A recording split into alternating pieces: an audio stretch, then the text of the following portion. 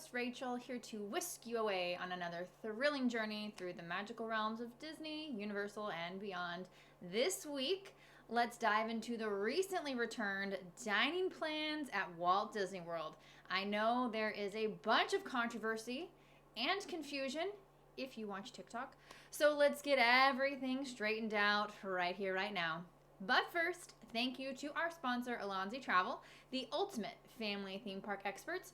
Planning theme park trips can be overwhelming, but Alonzi Travel is here to make it stress-free. With their years of experience, they're your fast pass to hassle-free travel.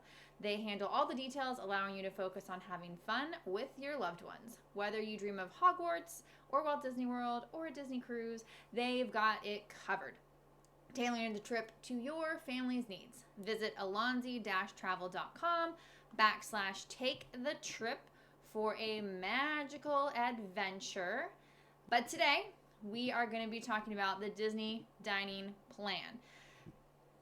But to start off, what is it? What is the Disney dining plan? Well, hey, there are now streamlined in 2024 and beyond 2 dining plans. I've been planning Disney vacations for a long time. There used to be many, many more. So having 2 makes it very simple to understand. First, a Disney dining plan can be added to any Walt Disney World vacation package at a Walt Disney World resort. So this is an exclusive perk for on-site resort guests. That's the most important thing. Second is the 2 plans. There are 2. The first is the quick service dining plan, which includes 2 quick service meals and 1 snack per person per night, and 1 resort refillable mug per person per stay. The Disney dining plan includes 1 quick service meal, 1 table service meal, and 1 snack per person per night, as well as 1 resort refillable mug per person per stay. This applies to anyone staying in the room ages 3 and up. If you're under the age of 3, the assumption is you either have food for that child or they will be eating off your plate. So just like they don't need a theme park ticket, they don't need the Disney dining plan or the quick service dining plan.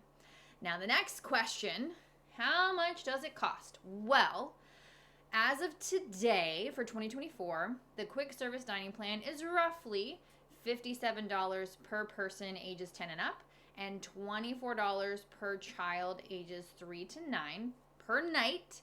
And the Disney dining plan is roughly $95 per ages 10 and up and a roughly $30 per child age 3 to 9 per night. Okay, these are per night pricing. So, what is included with these meal plans? Well, I'm so glad you asked. The table service meal includes, at breakfast, 1 entree, 1 beverage, can be alcoholic or non-alcoholic if you're over 21, or 1 full buffet or family-style meal. So that's breakfast. At lunch, brunch, lunch, or dinner, that's going to include an entree, a dessert, and an alcoholic beverage, or 1 full buffet or 1 full family-style meal. So one of the changes that was introduced in 2019 that has stayed is adults 21 and up can get an alcoholic beverage valued at $16 or less. So there is a price point there. You can get a cocktail, you can get a beer, you can get a wine, but the value has to be, to have it included, is $16. Now you can get one that's more expensive than that. You just pay the difference. Also, with the table service meals, gratuity is not included. So all the things that I said already, that's included. Gratuity is not. So just budget-wise, keep that in mind. If you wanted a milkshake, a smoothie, a hot chocolate, a coffee, one of the specialty non-alcoholic drinks, a soda, that's included too. But it's one of those things. So you don't get a cocktail and a milkshake, things like that. So for breakfast, it's an entree or the buffet. For lunch, brunch, dinner, it's an entree, a dessert, or the buffet, because the buffet is the buffet. Now, the quick service, very similar. So breakfast, lunch, and dinner, it's going to include an entree and a non-alcoholic or alcoholic beverage, which can include milkshake, smoothie, hot chocolate, soda, specialty drink, alcoholic beverage and, go wild. But the entree, it's the meal entree. So like at Columbia Harbor House, I got the grilled shrimp with 2 sides, and that was my meal. So it's not an entree, it's the meal. So like at Casey's Corner, it's the hot dog and fries. So it's the 2 things, not just one thing. So keep that in mind. For snacks, basically anything where you see the snack logo. And for those of you watching on YouTube, there it is. For those of you that are listening, it is a purple and white checkered box that says DP on it. So you know immediately that it's on the dining plan. But kind of to give you an idea, you can use this on single serve items. So like a Mickey pretzel, an ice cream, a milkshake, items at the festival booth, popcorn that's not in a souvenir popcorn bucket, things like that. The resort refillable mug, you can get that at any quick service location at any resort. This is at a resort, and all of the resorts have a quick service location. So you go to the quick service location, you get your resort refillable mug per person, and then at any resort, at their soda stations, you can refill that resort refillable mug. I say resort a million times because it cannot be refilled for free at the parks. And actually, you can't get it refilled at the parks, period. It's for sanitary reasons. The parks won't take your mug and fill it up behind the counter for sanitary reasons. But regardless, you can't fill it up at the park for free. It's only at the resorts for your length of stay. So if you bring it back in a month or 2, it's not going to work. There's a chip on the bottom of the cup that it recognizes, and it's only good for the length of your stay. So resort refillable mug can be refilled at any resort. It's not resort specific, but any resort. So let's say you're staying at, Animal Kingdom Lodge, and you're at Magic Kingdom and want to take a break in the middle of the day and check out the Polynesian. Well, you can take your resort refillable mug to the soda station at Captain Cook's and refill it for free. So, FYI. Now, where can you use your credits? Well, table service credits can be used at almost every single restaurant on Disney property, including Disney Springs.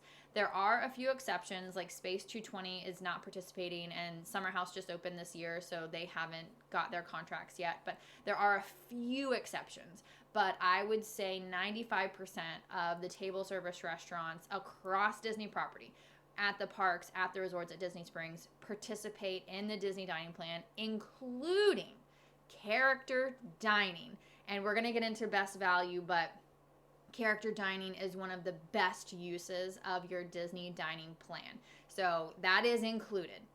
Some restaurants do require 2 credits to dine there instead of the 1 credit. So places like Cinderella's Royal Table, California Grill, Be Our Guest, those require 2 credits per person instead of 1 credit per person. And in my opinion, most of the 2 credit dining locations, most of them, aren't worth 2 credits. They're worth 1, but not 2. So, FYI. But make sure you talk with your travel agent at time of dining to make sure you're making the best use of your credits. And as you guys know, I am the owner of Alonzi Travel. I also plan vacations for my clients. This is definitely something we go into detail on, especially if you want to use your credits for Cinderella's Royal Table, but you want to have a sit-down meal every night. So you're going to be maybe 1 credit short. So we'll look at that and see, actually, you want to eat at Homecoming. Well, Homecoming is actually not a great use of your dining plan because of the menu item value. So that one is actually a great one you can just pay out of pocket for and then use the 2 credits at Cinderella's Royal Table, and it all evens out. So that's definitely something we dive into with my clients, or maybe we just avoid 2 credit meals at all.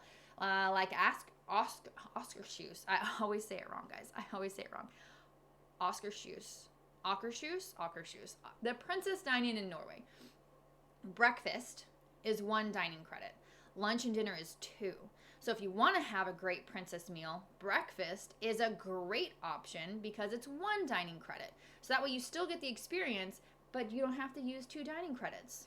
So, you can also use your dining credits at Hoop-Dee-Doo, which that's actually a pretty decent use of your credits. It is 2 credits per person, but it's a dinner show plus all you can eat, all you can drink. So that one could be a good use of your plan too. So just FYI, but that's what everyone in my agency will help you with. I'm not sure about other agencies, but at Lonzy Travel, we do look at that with you. Make sure, number one, that it's covered in the dining plan, and number two, you're not using more credits than you want to. So make sure you talk with a travel agent to make sure you understand where your credits are going for table service, okay? So let's talk pros and cons of the dining plan. So pro, your food is paid for when you arrive, so no additional budgeting is required.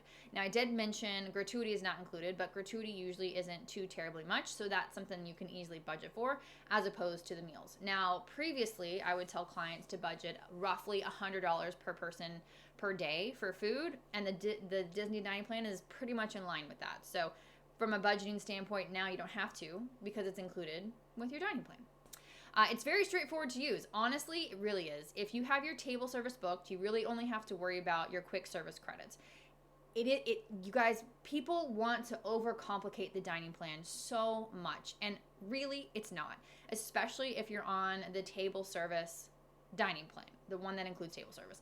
If you're with a travel agent, we'll plan all your meals out so you know 100% all your table service meals are taken care of, all your table service credits are being used. So then all you have to worry about is quick service. And quick service, you just decide, do you want to have lunch or dinner, breakfast or lunch? Because usually the sit-down meals that I book for my clients are dinner time. And most people don't eat big breakfast, so they end up using the quick service for lunch. So it's kind of a no-brainer. And then you just have to figure out your snack credits. And snack credits, those are the best to use. Want a Mickey pretzel? Great. Going to the festival? Great, great, great, great, great. Great. It's not that complicated. People are trying to, I feel like there's a lot of fear-mongering and stuff going on with the dining plan and people trying to make it out to be harder than it is, and it's not. Okay, it's not. Another pro is it might actually allow you to try food items that you might not have tried before, or gotten a drink that you may not necessarily have gotten, or even gotten a dessert. Because I know that's true for me. When I'm quote unquote paying my own money, I will tend to choose a less expensive option.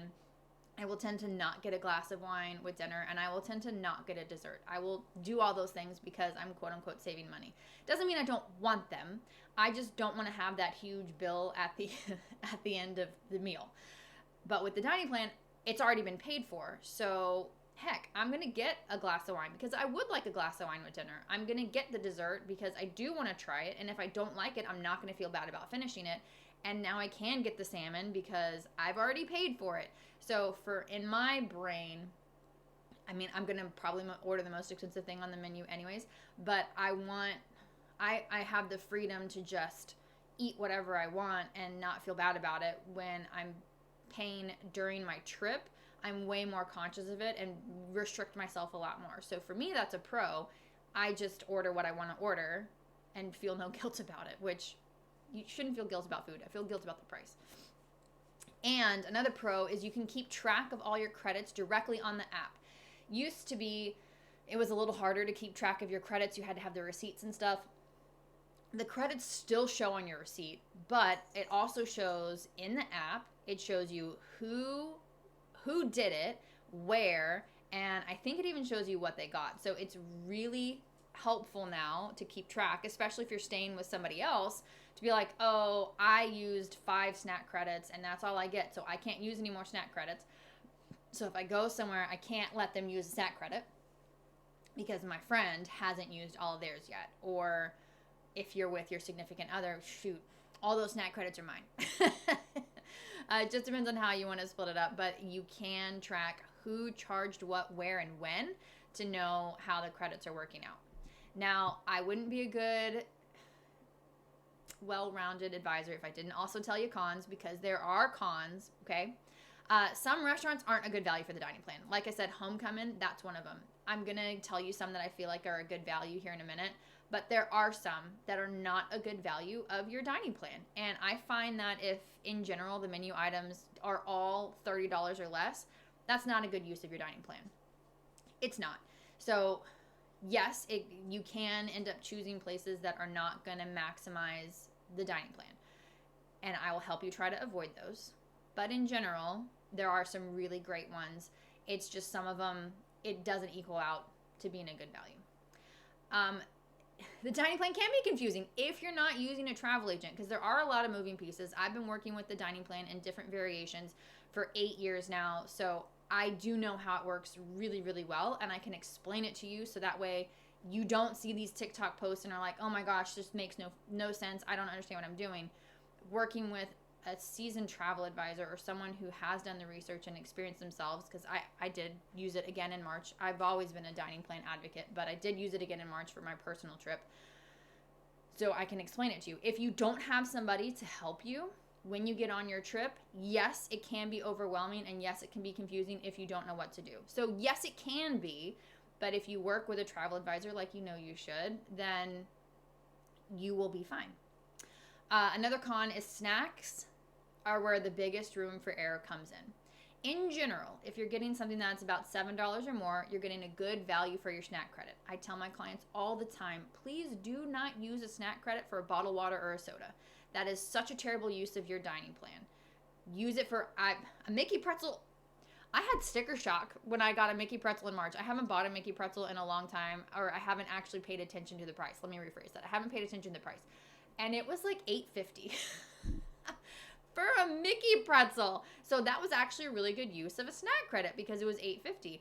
I also, at the festival, like I mentioned, I got the lobster tail. The lobster tail was, I think, $12. I would not have been happy if I had paid $12 for that lobster tail, but I wanted it. So, I was going to get it anyway. I used a snack credit for that. Like, what a great value. But if you're getting, let's see, like I said, a soda, or sometimes even some of the treats at Main Street Bakery, like if stuff is $5 or less, that's not a good value of your snack credit. And if you're not paying attention to that, you could not maximize your benefit. Another big con, I did kind of alluded to it, is the mugs, the resort refillable mugs, are only refillable at the resorts. This annoys me. And this is something that Universal does better than Disney, is Universal has refillable mugs for the parks. And they have Coke freestyle machines throughout the parks. Disney could easily do this. They have a partnership with Coca-Cola. They could easily do this. And as expensive as those mugs are, I wish they had one or two. I don't even care if it's just one. At least have a station in each park so you can really maximize that benefit. And I don't see it happening. So it is a con, and it's probably always going to be a con. But having the resort refillable mug is nice. Only being able to use it at a resort is frustrating. So that's another con. But let's talk about some of the table service restaurants that I think are a fantastic value. And this is not only what let's see, how can I phrase this? The experience, the cost, and just overall value. So number one, Cape May Cafe Character Breakfast. This is a buffet with characters at the beach club. It is the whole package, and the food items are really great. So Cape May Cafe is an unsung hero of the character breakfast buffets. Ohana is a fantastic value. All of these are going to be one credit, by the way. I'm only telling you one credit ones because one credit ones are the best value. Ohana Character Breakfast, which is actually a solid breakfast option. It's family style. And their dinner is not character, but it's my favorite family style dinner. My brain's short-circuited. I'm sorry. It's my favorite family style resort dining. It's not character, but it's at the Polynesian. The food is great. There is so much food. And the price here is a great use of that one credit. So Ohana, love it. Topolino's Terrace Character Breakfast. So not dinner, because dinner is a signature. It's two credits. But the character breakfast, because the characters there are fantastic. And this one, it's not family style, but it's order off the menu. And the menu items are delicious. So this is another one that's a really great use of that credit. Tepanito. Tepanito, it's not character, but it's a really fun dining experience. And the menu items justify the value for this. So not only is it a great dining experience, but the food is also really good. It's a good value. Tusker House for lunch or dinner. I don't like Tusker House. Tusker House for breakfast is fine. It's not as good of a value as lunch or dinner. So go for lunch or dinner. The buffet is back. Consistently, the best character meal interactions I've had have been at Tusker House. consistently. So not only does it have the character experience, it also has a really great buffet with high quality food items. So there you go. I don't like this restaurant, but Rodeo Roundup Barbecue, that is a family style at Hollywood Studios. The food is not for me, but that doesn't mean you won't like it. And it is a good value if that's the kind of food that you want. It's not for me, but that doesn't mean it isn't for everybody. La Hacienda San Angel in Mexico and Epcot, another great value. Those menu items are a little bit higher in price. The dessert items are a little bit higher in price. Plus, if you time it right, it can have a great viewing of the fireworks at Epcot. So that is another one that has a great ambiance. The food is high quality. It is amazing Mexican food, like authentic Mexican food, not Tex-Mex. I am from Texas. I love good Tex-Mex, but this is more authentic Mexican food. Chefs de France is another one. Now, this one gets more into, it depends on what menu item you order, but like the salmon or the steak, those are going to be a great value for you. Chefs de France is also high quality food. It doesn't have the fireworks viewing that La Hacienda does, but it is high quality food. Now, this next one, it burns me a little bit. 1900 Park Fair. It is a buffet, and it is with characters. The characters they're bringing back are super disappointing. I really wish they would have brought back the Alice in Wonderland characters. I think that was for breakfast. Mary Poppins, and then Cinderella, Prince Charming, the stepsisters for lunch and dinner. I wish they had brought those characters back because they made way more sense. But this is still a character experience. Interesting characters. I think it's Moana. I forget all the characters, but Moana, maybe Mirabelle, Aladdin. Like, it's a weird mix of characters. It's expensive. I just looked at the pricing for this to make sure I told you it's a good value. And based on the price that they're charging, it is a good value of your table service credit. It is. I don't know if I will go there just because the character mix is too weird, but it's a good value. So keep that in mind. And then the last one, Whispering Canyon Cafe. Again, this one's going to be like Chefs de France. It's going to depend on what you order. So, maybe order the more high dollar things. But this one's a really fun dining experience. You wouldn't expect it at the Wilderness Lodge, but it is a really fun dining experience, and the value is also really good there. So those are my table service best value, in my opinion. Quick service also has some good best value ones. Now, this one, if you find some for quick service, around $11, you're getting a good value. So all of these are going to be higher than $11 menu items plus quality food. Okay. So number one, Pecos Bills. I'm always going to recommend Pecos Bills anyway, but this one is good value for your money. Sao Tule Canteen, another one, great value, and the food is amazing. If you haven't been to Sao Tule Canteen yet in Animal Kingdom, you need to go. Do yourself a favor. Captain Cook's at Polynesian surprised me, but their food is great. I love the food at Captain Cook's, and it's a good value. Where shocked me is Disney Springs. There are tons of restaurants that are on the quick service dining plan. For example, Deluxe Burger is on the quick service dining plan, and it is an amazing value. Burgers and me, we are not best friends, but I'm kind of tempted to go now because the burgers there are really high quality, and it's a great value of your dining plan. Docking Bay 7 in Hollywood Studios. I didn't realize how expensive the food was at Docking Bay 7, so this one is a great use of your dining plan. Plus, maybe it's going to be an excuse for me to go to Docking Bay 7 because I usually just go to Woody's Roundup. I love Woody's Roundup. Woody's Roundup is not the best use of your dining plan, but Docking Bay 7, definitely. Also, Stop the Presses, but the Polite Pig is on the quick service dining plan. So excuse me, but the Polite Pig is the best barbecue on Disney property. It is real barbecue. It's not theme park barbecue.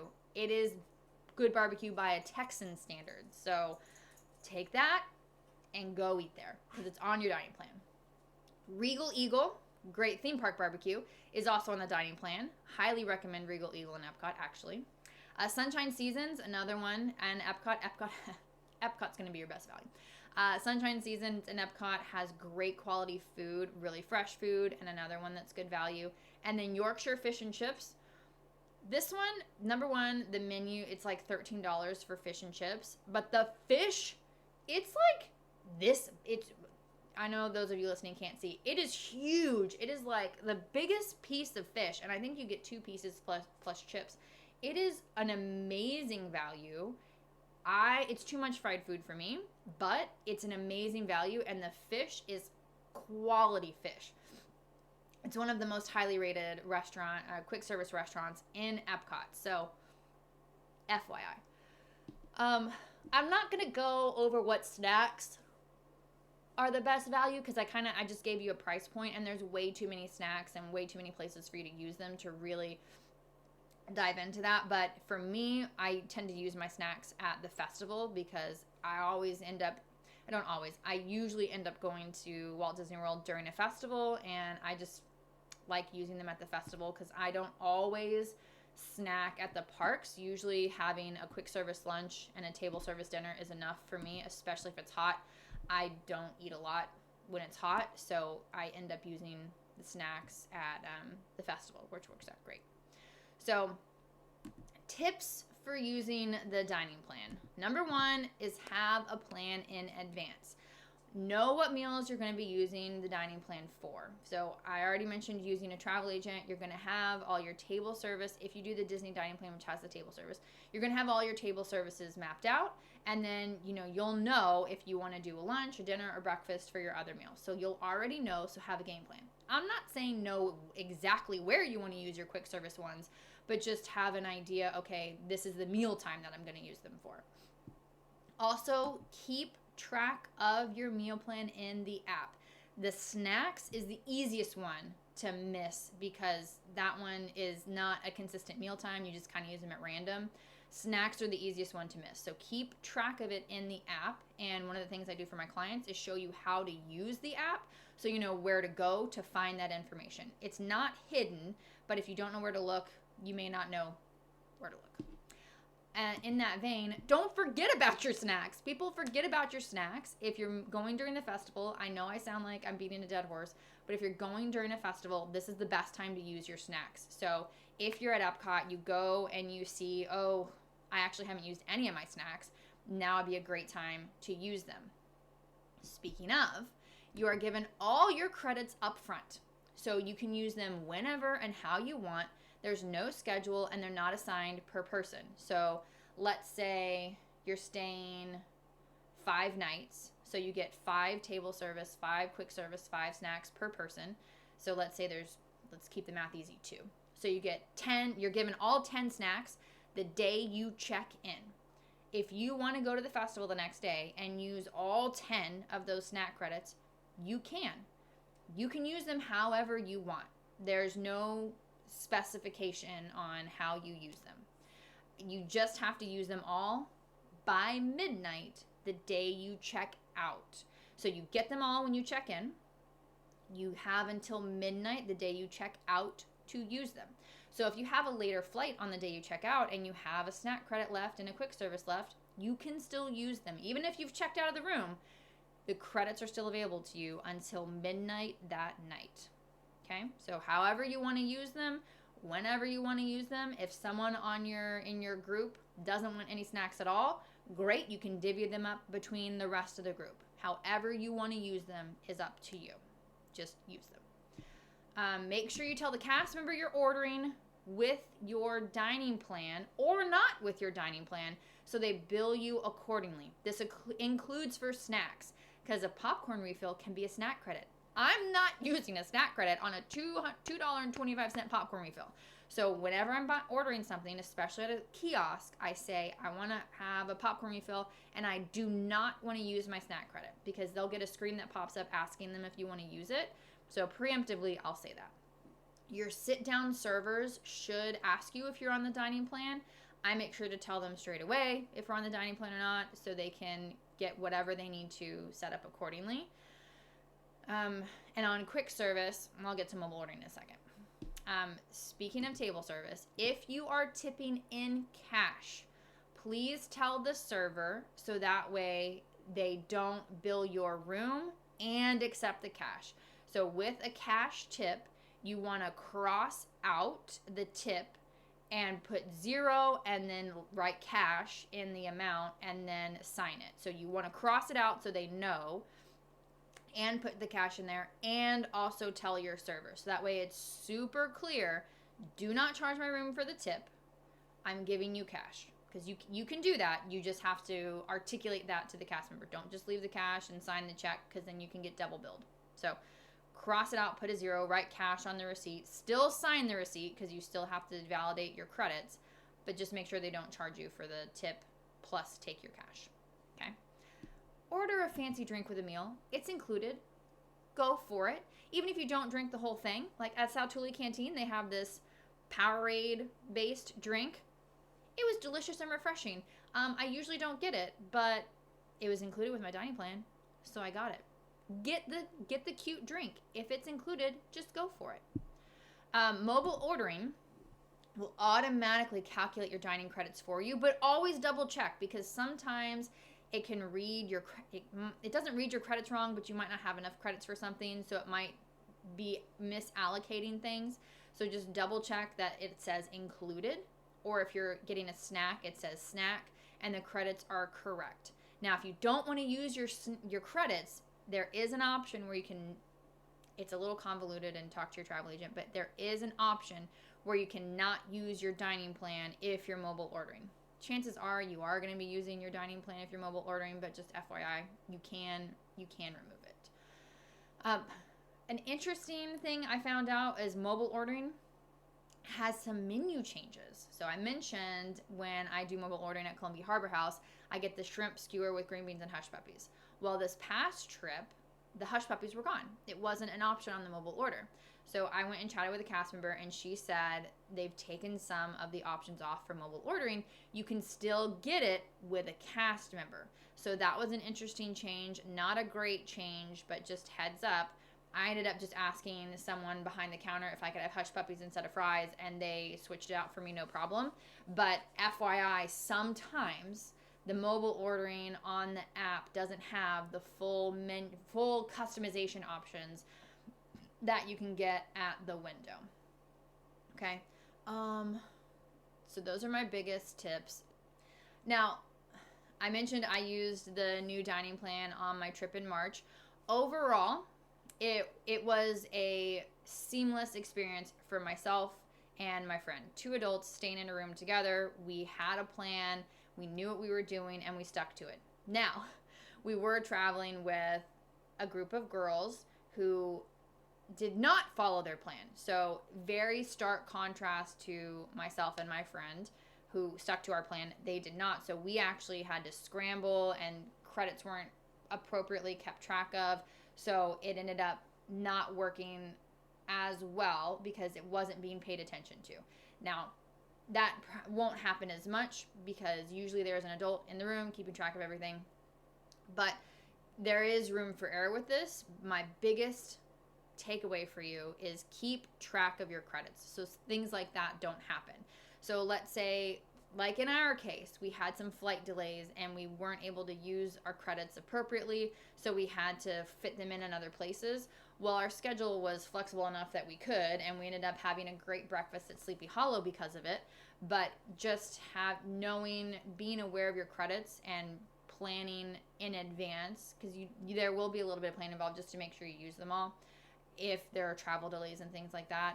But have somebody keep track of it, because if you don't, you could end up buying 6 Mickey pretzels and 5 Dole Whips at the end of the day to use all your credits, which is a perfectly fine use of credits. But I'm just saying, keep track of everything so you make sure you're using what you paid for. And I think that for a lot of people is the biggest feedback, is they feel like they're not getting their money's worth, but they are also not keeping track of it. If you're keeping track of it, if you're using it like it's recommended, you're fine. But if you're just willy-nilly and not using it like it's designed to, then you might not feel like it's worth the value. There's one couponer on TikTok who kind of went down the super rabbit hole with how much things cost and everything. I don't take it to that extreme, and I don't think you should either, because that's too much work on your vacation. If you follow these really simple guidelines and take the recommendations of best value places, then you're going to get a good use of your dining plan. Overall, I do feel like it is great to add on to your vacation. If for nothing else, you don't have to budget extra money when you get on your trip except for gratuities if you do the table service meal. I have personally used it for my trip, and I personally think it was great. But not everybody is the same as me. If you're not going to do any table service meals, then get the quick service dining plan. I prefer to have a sit-down meal at night, so I know for sure I don't have to figure out where I'm eating for dinner. I get decision fatigue, okay? And including where to eat for quick service, that is decision fatigue for me. So knowing I have dinner set every day of my trip is very important to me. So that's why I do the dining plan, because I know I'm going to have a sit-down meal. I know I'm going to have a quick service meal for lunch. It makes sense. But if you don't know how many meals you're going to have in a day or what's going on, maybe the quick service dining plan is a better fit for you. Overall, I mean, I am a travel agent and I do sell these. We don't get paid squat commission on these, okay? I sell it because of the convenience factor for my clients, but I also make sure they understand how to use it, how to maximize it, and I make sure they're fully prepared. If you're not working with a travel agent, I can see why it can be overwhelming.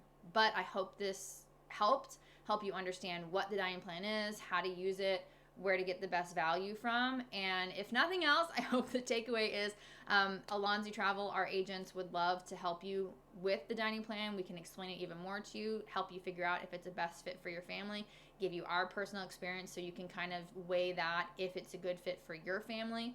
And we would just love to help you with your vacation. And the dining plan is available through 2025. We're booking vacations through October of 2025 as of today. So thank you to our sponsor, Alonzi Travel. And if you have any questions, please reach out, drop them in the comments. And we can't wait to get your vacation set up for you. And if you have any questions about the dining plan, send them over. I can make more videos about it. But this is kind of, not scratching the surface. This is kind of all the details that my brain thought to share. But if I missed something, please let me know. And I'm happy to expand on anything so that way you can make a very well-informed decision on if the dining plan is for you. But thank you again to our sponsor, Alonzi Travel, and we will talk with you very soon.